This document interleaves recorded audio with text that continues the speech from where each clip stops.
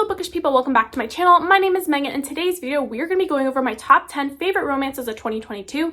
I'm also making a video for my top 10 favorite mystery thrillers of 2022, and then I'll do my top 10 favorite books of the year. The reason I split them up is because I've read a lot of books this year. I've read over 150 books so far, and mystery thrillers and romance are my top two categories. So I decided to break them up into their own videos. So yeah, let's get into it. Out of all the romances I read this year, these are my top 10 favorites. They're not necessarily all published in 2022. They're just all ones that I read in 2022 and absolutely loved. So let's get into it. So the first book I have on this list is It Happened One Summer by Tessa Bailey. So in this book, you're following Brendan and Piper. So Piper is portrayed as this LA airhead, and then Brendan is this small town grumpy fisherman, and he's hot and he's rich. He's like one of my favorite book boyfriends. I'm not gonna say he's my favorite book boyfriend because I just discovered my favorite book boyfriend like yesterday, but he's definitely top tier book boyfriend. So we have Piper, and she messes up in LA. So her stepfather sends her to this small fishing town where he owns a local dive bar, and he's just like, you need to go live there in this small town, you need to run this bar, you need to know what it's like to actually work and just live in the real world. So when she's there, she meets Brendan, and the sparks fly instantly. Actually, that's not true. She walks into the bar and he's like, who are you? She's like, I own this bar, who are you? And he's like, this is a community bar. And she's like, okay, well, it's mine. And you know, it starts from there. And so it's basically like a little bit of tension in the beginning, but they fall in love, and it's so cute. Like, he's a small town fisherman, he's rich, all he wants to do is spoil her. Like, he's always like, I just want to spoil you, I just want to make you happy. He's protective. It is just so cute, and Piper has the best personality. I absolutely loved it. And what I love about Piper is chapter 1 Piper and last chapter Piper are different people. I mean, she's the same personality, which I love, but you can definitely see that character growth throughout the book. She still has that fun, bubbly, bright personality, but you could definitely see that she's matured more. So this is actually the first book, and then the second book in the series is Hook, Line, and Sinker. So I am super excited to read that in 2023 because like I have to. If it's anything like this book, I know I'm gonna love it, and it's gonna be a 5-star. The next book on this list is The Love Hypothesis by Ali Hazelwood, and the book after this is gonna be A Love on the Brain by Ali Hazelwood. So this one I'm going to give you really a short synopsis, and we'll talk about her other book. And because mainly the things that I love about this book, I also love about that book, and I don't want to be too repetitive. So in this book, you're following Adam and Olive. Olive is a PhD student, and Adam, I'm like, what is his name? I just said it. Adam is a professor, and they enter a fake dating relationship when one night Olive just sees Adam in the hallway, and she lied to her friend and said she was on a date, but she wasn't. She was at the lab. So then her friend sees her at the lab, and then she sees Adam. She's like, oh shit. So then she just kisses him, and she's like, sorry about that. Like, my friend needed to think I was on a date because I lied to her about being on a date. So then they start fake dating, and it is so cute. I absolutely love their relationship together. Adam is such a boyfriend. Like, there's like two type of book boyfriends. Like, there's like the book boyfriend where it's like super hot in the book, but like in real life, red flag. And then there's the book boyfriend where it's like, holy shit, why is this man not real? Like, I absolutely love him. Adam is that one. He is the one that you actually want him to exist in real life, and this is such a cute relationship. This has the protective boyfriend trope in there, which I absolutely love, but it's done in a way that's just like realistic and like, oh my god, I just loved it. I just ate that shit up. Like, yes, chivalry is not dead, guys. This book is amazing. I just can't say enough great things about it. And we're going to move on to the synopsis for her next book, which is Love on the Brain, because again, a lot of the things I loved about that book, I also love about this book. So in this book, you're following Bea and Levi, and they work at NASA together, and it's a little bit of an enemies to lovers situation. Although I would say like the enemies part of this is very like one-sided on Bea's end, and it's really just kind of miscommunication trope, as it always is. Which is fine with me. I don't really need like fight to the death like enemies to lovers. Like, I'm fine with like miscommunication enemies to lovers. I just love all enemies to lovers, to be honest. I love the These Violence Delights type of blood feud one, and I love light, fluffy, is miscommunication type of enemies to lovers. So that's who that is the characters for this book. But now let's just talk about Ali Hazelwood in general. What I really love about her books is that she writes dorky characters, and I love them because they're dorky. I mean, I love a good KU romance. Like, I just recently read Twisted Love this month. Absolutely loved it. It was amazing. But it's like they're both like supermodels, right? Like, you know what I mean? Like, both main characters, and all the KUs I've read, both the main characters are like supermodels, hot, and it's like I just love a nice dorky main character. Like, I love the not like perfect girl, like, you know, I love the dorky girl, I love the girl academic girl, I love the science girl. Like, I'm not a science girl, but like I love to read it because like we're all readers. We're all dorks, okay? So I love to have dorky main characters. Also too, what I really love about these books is just the banter between them. I love the chemistry.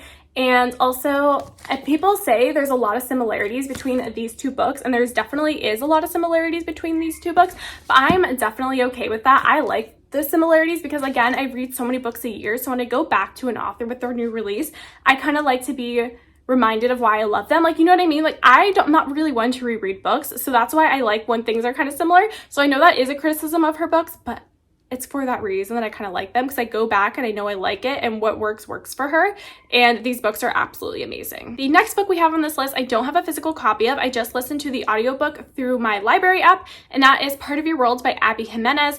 This book took me by complete surprise. If I had enough books to make a list, like most surprising books of the year, I feel like there's not enough books I feel like surprised about to make that type of list, but if I did have enough books for that list, this would be a number one on this list, because this book took me by complete surprise. I knew nothing about this book going into it. This was a book of the month selection. I never picked it because I wasn't really that interested in it, but then I heard Julia Whelan was the narrator. My library had the audiobook available. I was like, fuck it, let's just do it. Let's listen to it. Let's see what it's about. So this book is an age gap opposites attract romance, and the age gap is actually a 10-year age gap, and the woman is older than the guy. So we have Alexis and Daniel. Alexis is an ER doctor in the big city, and then we have Daniel, who runs his grandparents' bed and breakfast in a small town. They have a meet cute moment when Alexis has car trouble in the small town and Daniel helps her, and then from there they kind of start a relationship, and Alexis is always going back to the small town to be with Daniel at his grandparents' bed and breakfast, and it's just like a really beautiful relationship they have together.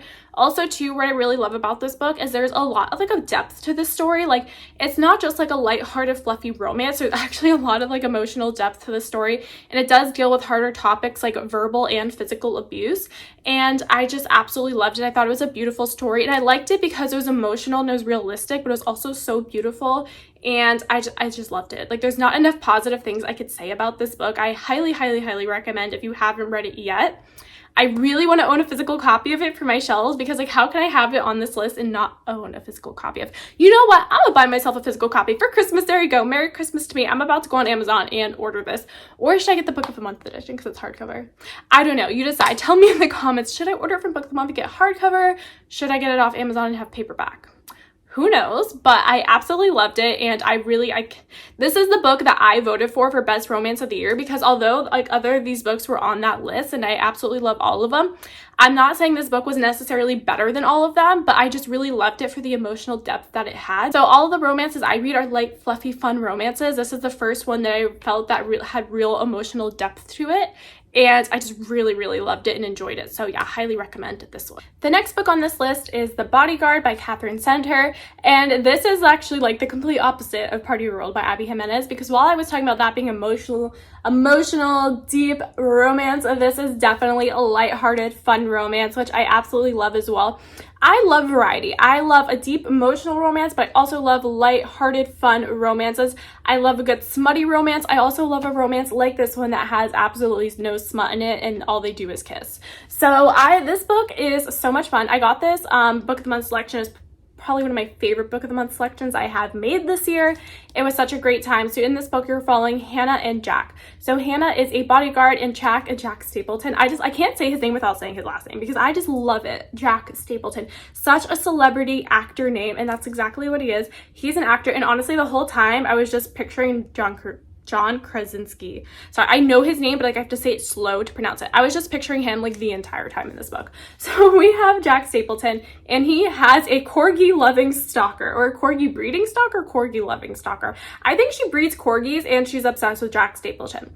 And so he needs a bodyguard. He is going to stay at his family's farm for the holidays because his mom is dealing with some health problems. So the bodyguard, Hannah, has to come with him, but he doesn't want his family to know he has a bodyguard. So he asks Hannah to be his fake girlfriend. Like, you could be my bodyguard, but can we just pretend you're my girlfriend, because I don't want my family to know that I need a bodyguard. So they have a fake dating relationship, and she kind of falls in love with his family, falls in love with each other, and it is so cute. And honestly, like I said, there's no smut in this book, and sometimes that helps the romance or it just makes me love it, because then we really have to rely on the emotional connection between the characters. You have to rely on the banter to the chemistry and that emotional like relationship that they're building, and doesn't rely on the physical side of it, which again, I love a smutty romance, but again, variety. You need variety. We need some romances that have none and we're just focusing on the emotions of the people and watching the relationship develop. This is also a really fun romance. I also love like Hannah's ex in this. Like, I know he's like an asshole, but it's like a good kind of asshole, like one where it's like you hate him, but like you're supposed to hate him, you know? And then like Jack's fake like Hollywood girlfriend, when she comes into town, to the small town, oh my god, that part, if you know, you know, if you read it, you read it. That part like had me dying on the floor, like mouth open, like holy shit, did that just happen? It is so good. And then the ending is like so like kind of cheesy, I feel like that it's just like not realistic, but like I loved it. It was so much fun. I cannot say enough amazing things about this book. Catherine Center, I listened to the podcast she did with Book of the Month, and she was saying this was like her first like really lighthearted book. Like her other books have like more emotional depth to it, but I really like her lighthearted stuff. So like I really hope she puts out more, because this was so much fun. The cover is absolutely stunning too. It's just, oh my god, it's just so fun. I really recommend this one. If you're just looking for a quick read, something fun, something to lift your mood, this is definitely the one for you. Or if you're someone who doesn't like smut, this is the romance for you. The next book on this list is Book Lovers by Emily Henry. This is no surprise I was on this list. If you told me I was making a list of my top 10 favorite romances, before I even read this book, I said it was probably going to be on it, because like it's Emily Henry. I love her work.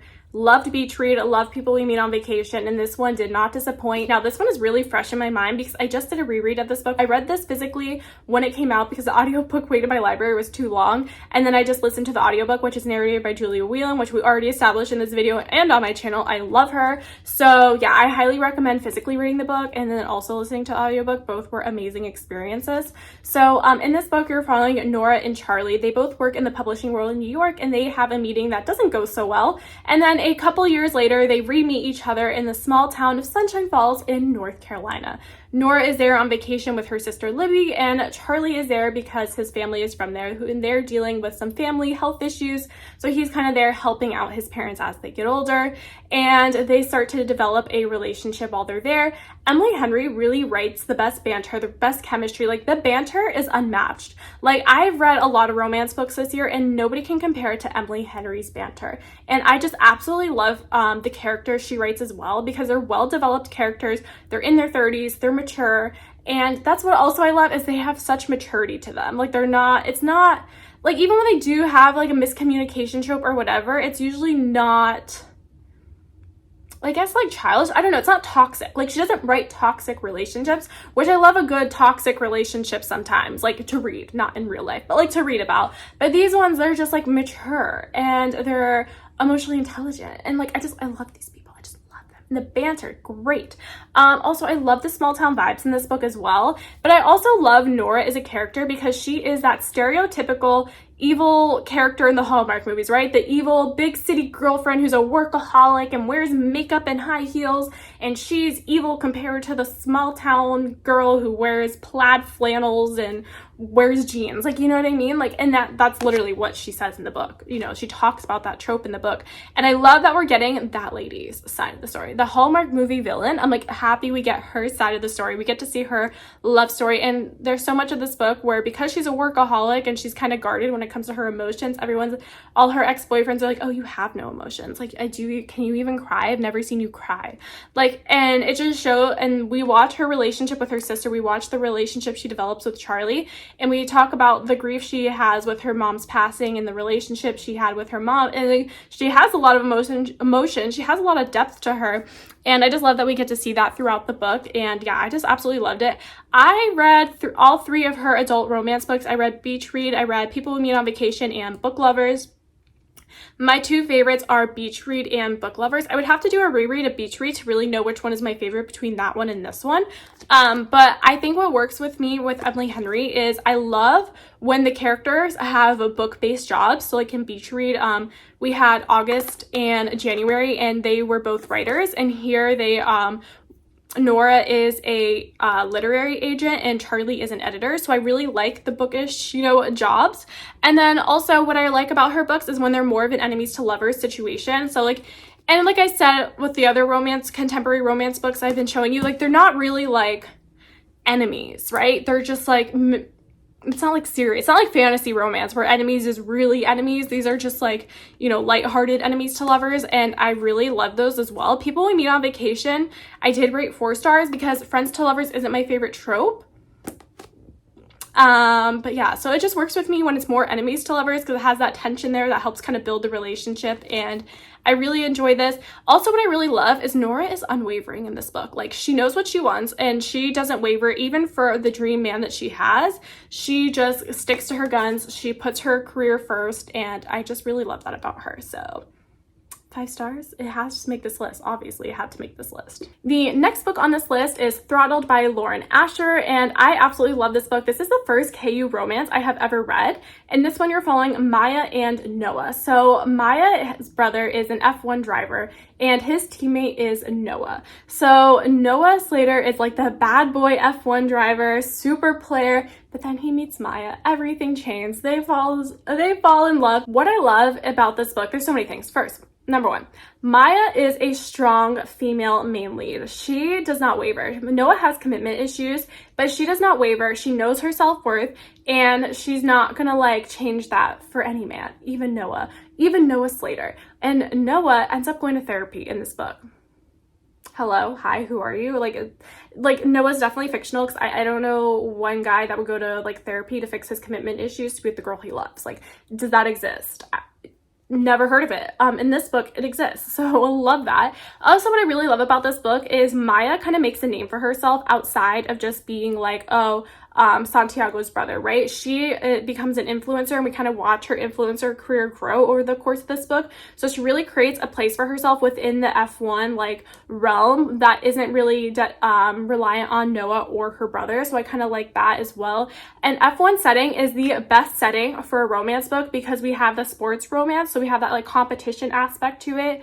And they're traveling the world and living like a super rich bougie life. Like, I love it. It's like so much fun. There isn't anything better, I feel like. After reading this, I'm like, I went to an F1 race this year, and that's what made me read this book. After I went to the F1 race in Miami, I was like, obviously, I have to read this book now, and it was absolutely amazing. I read Collided, which is the next book in the series. That one I rated 4 stars, and then I started Wrecked. I'm 10% into it, but I won't even mark it on my Goodreads because I've been 10% into that book for months. So I will not mark it on my Goodreads as currently reading because I don't know when I'll get around to it. I don't know, that one I'm like not really feeling as much. I feel like this one's gonna be the best one in the series, not gonna lie. And honestly, this is absolutely amazing. I highly recommend it. Oh, also, this book had me gasping, like literally like hitting the floor. I was outside in the grass watching my dog run around reading this book. I was literally like hitting the floor, like holy shit, mouth open when the scene happens at the end with Maya and Noah and Noah's dad and what he calls her and what Noah does. Oh my god, I was literally like, oh my god, I can't. I love this book so much. That's how romance makes me feel. Like I feel it in my body. I'm like, holy shit, is this happening? My mouth is open. I'm like, holy shit. Like, that's how I feel about romance. And I have never experienced, well, one Riley Sager book made me feel that way, but like there's no other genre other than romance that like makes me like physically react, like slapping shit in my mouth open and like, holy shit, what is happening? Like, I can't believe that happened. I just started a romance book, which we're gonna get into because it's on this list. I just finished it like yesterday. Yes, I finished it yesterday. I literally, like, part of the conflict of that book, I literally like put my blanket over my head because I was like, oh my god, I can't do it. Like, that's how I felt reading the conflict of that one book. So but we'll get into that in a little bit. We still have some other books to talk about. The next book on this list is A Touch of Darkness by Scarlett St. Clair. Now, this is a book that was not on my radar. I knew it existed, but I didn't really want to read it until I found it at a thrift store and it was $1. And I was like, okay, now I have to read it. This is also a KU book, so if you don't have the physical copy of it, you can read it on KU if you like subscribe to that. And this is a Hades and Persephone retelling. Now, I don't really know much about Greek mythology, very little, in fact, about Greek mythology. So could I tell you if this is an accurate retelling? No, I have no idea. From reading the reviews, it doesn't seem to be an accurate retelling. It seems to be just like seeing these Greek gods and goddesses more in a modern setting.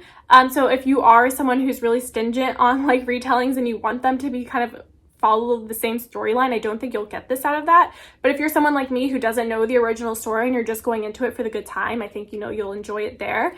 Hades is the definition of the guy I was just talking about, where red flags in real life, but hot in a book. You know what I mean? Because he basically has Persephone like captive with his bet and his deal or whatever they're doing. And so, you know, it's definitely like a little like red flags, but like, oh my God, it's so hot in this book. I love it so much. I love the two main characters. I just really love Hades. He's definitely like another top tier book boyfriend, okay? And Hades baking cookies in this book. Stop. Like she's like, Scarlett St. Clair is like, oh, I give you hot, I give you sexy, but then I also give you Hades baking cookies. Okay. So yeah, I really love this. This is the first book in a series. I don't know that I'm going to continue on in the series because it seems that the series isn't like the normal like romance series where it's interconnected standalones. This seems to be one where, you know, you're following a plot line, and I really like this story, and I really like I kind of put them as happily ever after in my head, and I don't necessarily want to read the next book and get conflict because I felt really satisfied with this book and I don't want to see them go back into conflict. So I don't know what the next book is like. If you have read the next book in this series, let me know down below if you think I should read it or not, because again, I don't really like a romance as the idea of a romance as a series, because again, if they go through a conflict in one book, I don't want to see them constantly going through conflict. I want them to meet, have a small conflict, fall in love, happily ever after, get a cute epilogue, they have some kids, they get married, cute. I don't want to see like the progression of their relationship and constantly having problems. So let me know if you think that I should read the next one if you've read it down below. The next book on this list, I don't have a physical copy. I read it on Kindle Unlimited, but I'm going to be ordering a physical copy for my shelves because I have to, because this book, the main male lead in this book, Damon, is #1 top tier. Like, he's #1. He gets the gold prize. He gets the medal for being best book boyfriend of the year. He's my favorite. There's nobody can compare to him. I'm absolutely obsessed. He's Latino, he's hot, he's rich, and all he wants to, and he's so emotionally mature. It's like crazy. I've never met a man to be so emotionally mature in my life. I've never read about a man being so emotionally mature in my life. All he wants to do is make Abby happy, and he just loves her, and he just wants the best for her, and he just wants to make her happy, make her feel like an equal, make her feel worthy. And she's a makeup artist, and she kind of like plays herself down like, oh, I'm just a makeup artist. He's like, no, you make people happy. You do this. Like, even though he's a big fancy lawyer with this big job and she's working at a retail store, he goes out of his way to make her feel like the #1 girl in the world, and I fucking love it, and it's amazing. So in this book, you are following Abby and Damon. It is dual POV, which, oh my God, I love a dual POV romance. Okay, it's the best. It is the best. So in this book, you're following Abby and Damon, and Abby, in the beginning of the book, in the first chapter, she gets broken up with by her ex, Richard. They were dating for 4 years, and he was a complete asshole. But it was one of those things that he made her change herself to be in the relationship with her, but it was such a gradual thing that she didn't really notice she was doing it until she was out of the relationship. And then she realized, wow, I really changed so many things about myself, and I kind of lost myself within that relationship. So after she breaks up with him, she's like, I need to get revenge on him because I hate him and he was an asshole and he deserves it, and he was an asshole, okay? The more things you learn about him throughout this book, you're like, oh my God, you hate him, you hate him. So she's like, I need to get revenge on him. So she does all these like small things to get revenge on him, but her big plan, the grand finale, is she's like, I'm gonna fuck his boss. His boss being Damon. So this is an age gap romance. There is a 14-year age difference between our two characters, but like, fucking love it. Eat that shit up. Also, it's like, so I feel like that shit is like great. Like, I never understood why people liked age gap romance, and like, who really cares? Like, to me, it's like, I don't care if they are or they aren't. But then I'm like, and when I read this book, it's like, I get it, because like, he's so like, he's more mature, you know what I mean? Like, you just get it, why people like an age gap romance. And so their relationship kind of just develops throughout this book. And in the beginning, Damon's like, I just want to like something fun, like I don't really have time to date. And in her head, that's how she's justifying they're like using him to get back at Richard, because she's like, well, he just wants something fun anyway. But it's not fun. It's not, I mean, it is fun, but it's like, it's serious, you know what I mean? Like, they fall in love, and it's just so cute. And I love them so much. Like, I just love Damon so much. And his name's Damon. Like Damon, like Vampire Diaries. Not that I was necessarily picturing Vampire Diaries, but like the same name. So he's a winner. He's a winner. I fucking love him, but he's a lot less toxic than that Damon. You know what I mean? Like, as much as I love that Damon, like that Damon's toxic. This Damon, oh my God, he's everything. He's everything. Like, he's everything. And the last book on this list is One Last Stop by Casey McQuiston. And this is a sapphic romance set in New York City, and it has a little bit of a sci-fi element to it, although it's not really sci-fi, but it has a little bit of sci-fi in it. So you're following August and Jane.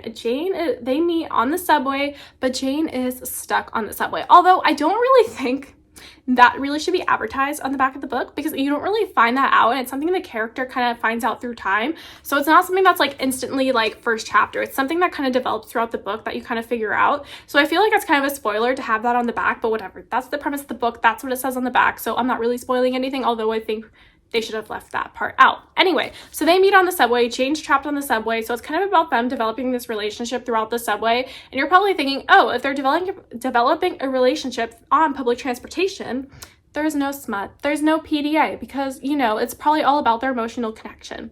No, there is a lot of PDA, and there is there's a smutty scene in here. And I'm like, excuse me. As much as I love this book, I had to mention it last because I just can't get over the things that they do on public transportation. The things they do on public transportation should never be done on public transportation. But the cuteness of this book, their banter, the chemistry, the found family element of all the side characters and all of them coming together, it was just too cute. Like, I couldn't leave it off the list. But that is one flaw in this book. None of these other books have flaws. This one has one flaw, and that's the PDA on public transportation and the things that they do on public transportation. Should not be done. But I love the side characters in this book. The side characters in this book make you feel like a warm hug. Like, their found family element to this book. Like, I'm a sucker for found family trope in books. This one is like a top tier found family trope in books. I don't even know if I said those words correctly, like all in the, like, you know what I mean? But like, it's top tier. I absolutely loved it. I highly recommend this. Those are my top 10 favorite romances of 2022. I hope you guys enjoyed this video. Subscribe down below. I'm also going to be doing my top 10 favorite mystery thrillers of 2022 as well. So if you don't want to miss that, subscribe down below. Also, we're going to do my favorite books of the year. There's lots of end of the year content coming. I hope you guys enjoyed this video, and I will see you guys in the next one. Bye.